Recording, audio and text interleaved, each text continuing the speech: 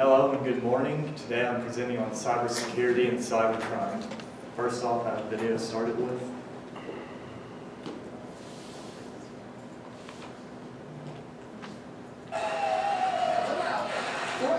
Let's move on to cybersecurity. The only reason most of us know our mother's maiden name. It's an increasingly important part of America's defense.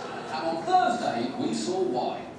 This morning, the U.S. government is struggling to assess the damage. Officials revealing possibly the biggest cyber attack on the U.S. government ever breached their critical computer networks. Okay, CNN, hacking to government computers is perfectly scary enough without adding leftover graphics from The Matrix. The problem is already huge without the spectre of a merciless kung fu quasi-Jesus in a duster jacket. The hackers plug into systems containing information for more than 4 million current and former federal employees, potentially hitting every federal agency from the Department of Justice all the way to even the National Marine Fisheries Service.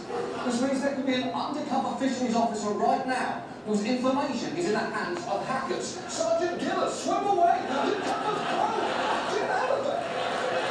So, I have to know, who is responsible for this? According to officials, evidence points to hackers working for the Chinese military. The motive here may be to obtain personal information that can be used for blackmail purposes to turn some of those U.S. employees into spies, perhaps even for the Chinese, at least informants. That's crazy. Listen, China, if you really want to blackmail Americans, you're going about this wrong. Don't bother hacking into government computers to grab our personnel files. Just get our browser histories and we'll turn traitor instantly. Because you can have our social security numbers, but there is no one on earth who would not betray their country to keep people from finding out that their last 5 Google searches were, what country are dragons in? Red Romano lipstick, sexiest cats, Tinder 1 year no matches troubleshoot, and uncontrollable farting cancer question mark. More leverage, China, that's where you'll find it.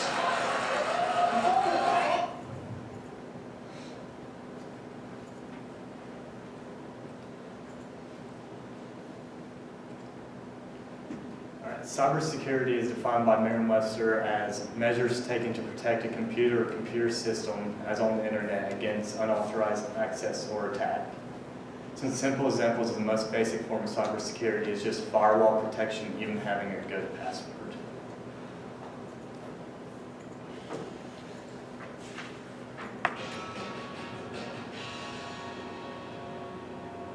Why are passwords so important? Or why is it important that we have better ones than the ones that we do have?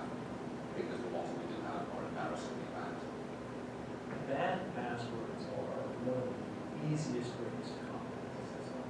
For somebody who has a very common 8-character password, it can literally take less than a second for a computer to go through the possibilities of pulling that password out. For an 8-character password, Right. my password is 5 characters. That's not a joke. That's bad, right? Okay, so which of these seem like good options? Password that's spelled W-E-R-D. It's a joke, right? No. Yes. That would be within the normal password addiction. It's permutations of common words. But it's misspelled though, so that's still not a tripwire on it. It's still 8 characters, even if it's not within the password dictionary. Okay. It's about what I had. That's why I got something more. 1, 2, 3, 4, but spelled out. That's not going to happen. Okay. Limp Bizkit Forever, with Limp Bizkit spelled properly, but forever not. That's also not going to happen. Okay. Really? I think the best advice here is to shift your thinking from passwords to password phrases. Think about a common phrase that works for you that's too long to brute force, and also make them unlikely to be in the dictionary. Admiral Alonso goes penis 4 times together. That's pretty good. Right? It's memorable. Right, it's memorable. It's got all the other things you like characters and numbers, yellow capital letters, obviously, and outcome. It can actually be a lot harder to remember a password, but they tell you it has to be put in there.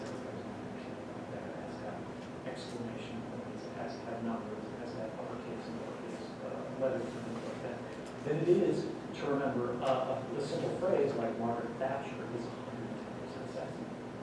Wow, that is a password that not even a computer, yes. Now you're right, okay, I get it. I get how important it is. Okay, I fully understand that. The problem is, I'm not going to do it because it's hard.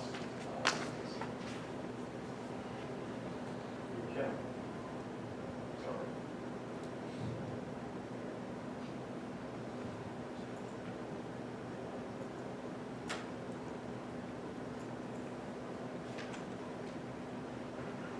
As dreadful as it sounds, it is a necessary evil. You have to play your part in not being a basic computer user. Programmers do their part in implementing security methods known as encryption, keep your passwords and other personal information safe. Encryption is important because the majority of things you do online with any account has some form of encryption on it.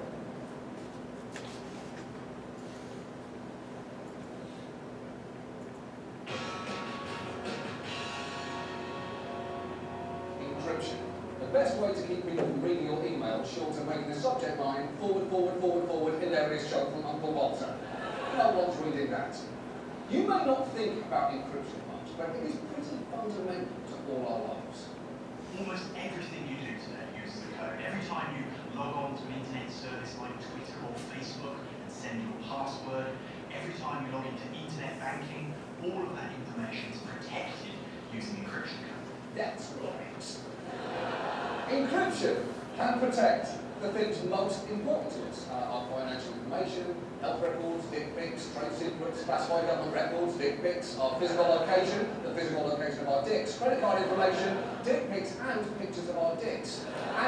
And it's not just our data. Lots of things have computers in them now, even cars. And last year, two hackers showed the writer from Wired how they can disable his car on the interstate. Kill the engine. Killing the engine right now. I turned on my hazard lights, but I was still stuck in the right lane with no shoulder to the speed bump. Hey, I'm stuck on the highway. Yeah. No shit, he's back again. You killed his engine on the freeway. Those hackers seem like they've played so many video games they've forgotten that cars are actual objects carrying living people. But while it can keep us safe, it's important to note encryption also has a downside. It's become so ubiquitous, it's making it impossible for law enforcement to gain access to certain information, or as FBI Director James Comey puts it, technology has become the tool of choice for some very dangerous people. And unfortunately, the law has not kept pace with technology, and this disconnect has created significant public safety problems that we have long described as going dark. yes, going dark. It's a deliberately ominous-sounding term, because you wouldn't get so scared if they just called it bad guy go bye-bye. And you may have heard about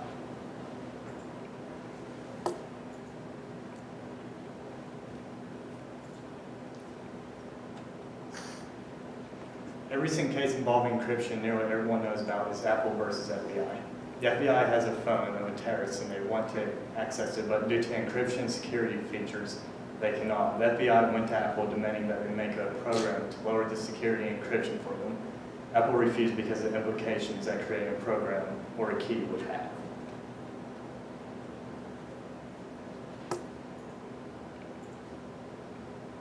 this going dark problem recently related to one particular work iPhone belonging to Saeed Farouk. The San Bernardino gunman with his wife killed 14 people last December. The FBI needs Apple's help because the security settings on the phone lock the device if the password is entered incorrectly too many times. It may even erase all the data on the phone. The FBI wants Apple to upload software that lets its analysts get around the security features and take as many shots at the passcode as necessary. Yes, the FBI has a dead terrorist cell phone that they cannot get into. It's running a newer version of Apple's operating system where the data is fully encrypted and can only be accessed by unlocking the passcode. Even Apple can't currently get into the phone. So the government is essentially demanding that they come up with a cheat code for their top-selling iPhone game, What's My Passcode? Rated E for everyone.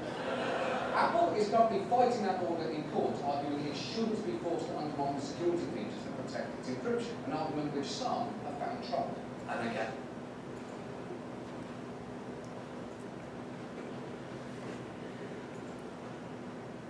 Cybercrime is very prevalent today. With the growth in technology, there is growth of people who want to use it against us. Cybercrime has many forms, such as someone hacking into your Facebook account and taking personal data from it, all the way to someone hacking or creating a virus for the government or the bank to steal millions of dollars. And that case is as simple as communicating about a terrorist attack, which is considered cybercrime. Symantec made a report of security threats found in just 2014. Some statistics is as follows. 17% of all Android apps were actually malware in disguise. In 2014, there were 6,549 new website vulnerabilities. 1 in 1,126 websites contained malware. There was an estimated 28 billion global spend per day through email and social media. Over 70% of social media scams were manually shared. 60% of targeted attacks struck small and medium-sized organizations. There were 312 recorded data breaches. That was 23% more than what was in 2013. And there is also a market for this information where it can be used in the wrong way, and it's not very expensive for someone to buy your identity. To avoid these attacks, then avoid putting any information relevant to you or your family on the web, including names, birthdays, social security numbers, or credit card information. Also have good virus protection and malware detection software. Don't be cheap, just buy it. You will regret it less than using the free software. Lastly, keep a good password and understand the security risks. Also understand encryption won't always keep you safe from hackers, even though companies are trying to stay ahead, like Apple, kind of.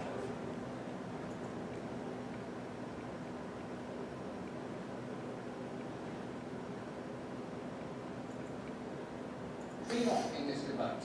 Strong encryption has its costs, from protecting terrorists to drug dealers to child pornographers. But I happen to feel that the risks of weakening encryption, even a little bit, even just for the government, are potentially much worse. And even though I'm on Apple's side in this case, I do think they would help both their customers and the government understand this a lot better if they were a little more honest regarding security in their apps.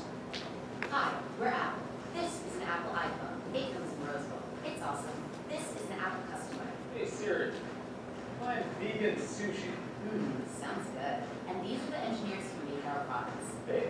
Hey guys, we can help you communicate, celebrate, pay for stuff, everything. But here's something you should know. We're barely one step ahead of hackers at all times, so that when you idiots lose your phone, your information doesn't wind up in the hands of guys like Gary. Hey, I'm Gary. Thanks for losing the phone together. Hey Gary, because if Gary can get in, he has access to pictures of your food, your bank account, pretty much everything. Now I can masturbate to photos of your family. Okay, Gary. And when we find out there's a security flaw, this is how we react. Yeah, that's about right. So when the FBI comes to us and asks us if we can undermine our encryption without compromising everyone else's emails, texts, and skateboarding videos, this is our response. Are you kidding me? We're engineers, not wizards. You sure you're not wizards? Yeah, pretty sure. Okay.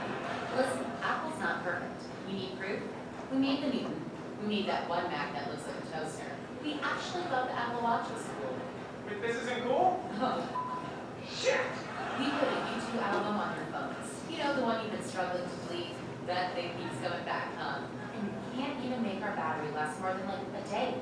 Why is that exactly? Have you tried turning off location services, push emails, and adjusting your screen brightness so that you can... Okay, forget me asked.